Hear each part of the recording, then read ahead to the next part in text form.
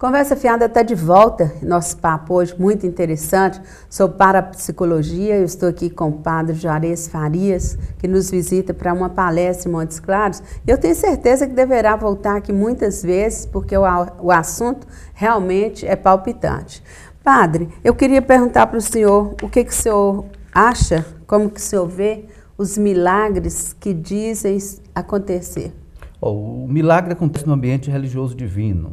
Uma pessoa desenganada pelos médicos, com um câncer, uma ferida exposta, se banha na piscina de Lourdes e milagrosamente é curada, de forma definitiva. Então, o milagre é um sinal que está de acordo com a revelação cristã.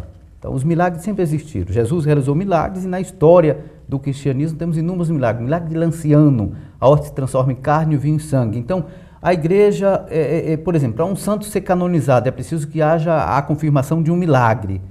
Então, a igreja tem uma equipe, tem um cardeal que é responsável, e junto com diversos peritos, analisa para ver realmente se foi um milagre ou se foi um fenômeno natural.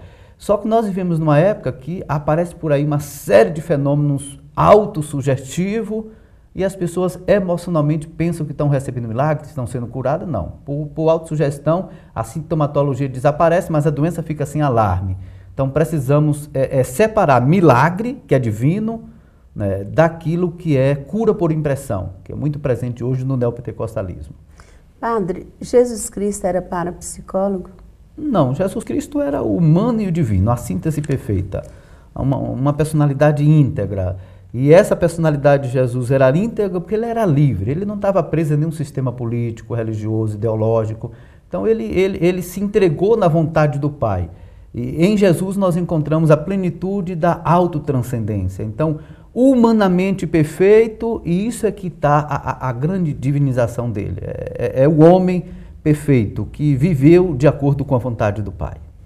Ô padre, muitas manifestações na Bíblia, elas podem ser consideradas paranormais? Alguns fatos, sim. Como, por exemplo, o mar se abrir? Não, aí já é uma linguagem teológica, sim, né? Mas existem alguns fenômenos curiosos. Saul foi consultar uma vidente, a vidente caiu em transe e assumiu a personalidade de Samuel. Lá está uma prosopopeia. Nabucodonosor, uma mão aparece escrevendo na parede, Nabucodonosor ficou apavorado. Há muitos fatos mesmo de fenômenos, mas existem outros relatos que são estilo literário, ligado a que a finalidade não é falar de um fato, mas de um conteúdo teológico. Então, existem alguns fenômenos de fato na Bíblia, mas o mais importante seria entender o sentido teológico de alguns relatos. Tá. E o que o senhor acha também das curas espirituais feitas por curandeiro, feiticeiros? Elas existem? Olha, eu já acompanhei todos os relatos das curas do Dr. Flitz e todas elas são fraudulentas. Autossugestão, cura por impressão. Eu estive pessoalmente com o Rubem de Farias, quando no final da década de 1990 ele, na mídia nacional, dizia estar incorporando o João de Abadiânia, lá em Goiânia, que é um charlatão de quinta categoria, e muitas pessoas se enganam pensando que ele tem poderes de cura e tudo não passa de fraude. E recentemente eu tive um embate muito forte com o Aran Silva, que é de Uberaba, está lá em Aracaju dizendo que incorpora Dr. Flitz e faz cirurgias. Eu deixo claro que as pessoas são sempre enganadas e nunca curadas. E o que o senhor me falaria sobre as pessoas que dizem ser possuídas por espíritos? No geral, são pessoas que têm distúrbios psicóticos, esquizofrenia, precisam de tratamento psiquiátrico. Outras têm, às vezes, um distúrbio neurológico, como a paralisia do sono. A pessoa acorda, quer mexer, não consegue, quer falar, não consegue, e ela acha que é um espírito que está pegando ela. Então, o primeiro passo é passar por um diagnóstico médico, clínico. E em alguns casos, a pessoa cai em transe devido a um condicionamento, uma crença. Recentemente, em Aracaju, os padres me mandaram um caso de uma senhora que frequentou muito tempo a Umbanda, e aí no meio da igreja ela caía, se entortava toda. Então era um condicionamento psíquico. Disseram que ela recebia um espírito que causava aqueles efeitos. Então, através da autossugestão consciente, eu tirei ela daquele estado e orientei, e as crises desapareceram. Tá. Eu queria que o senhor falou do trabalho de João, de Abadiânia.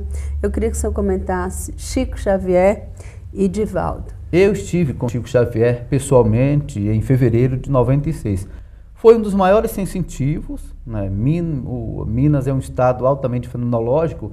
Chico Xavier tinha capacidade peristésica quando adivinhava o que as pessoas estavam pensando, alguns momentos de telepatia e a psicografia, que é o automatismo inconsciente. Então ele captava informações de um familiar seu que já tinha falecido e passava para o papel. Fenômeno que a parapsicologia explica. O eu foi atribuir ao além aquilo que é do aquém, que é do inconsciente, que é da paranormalidade.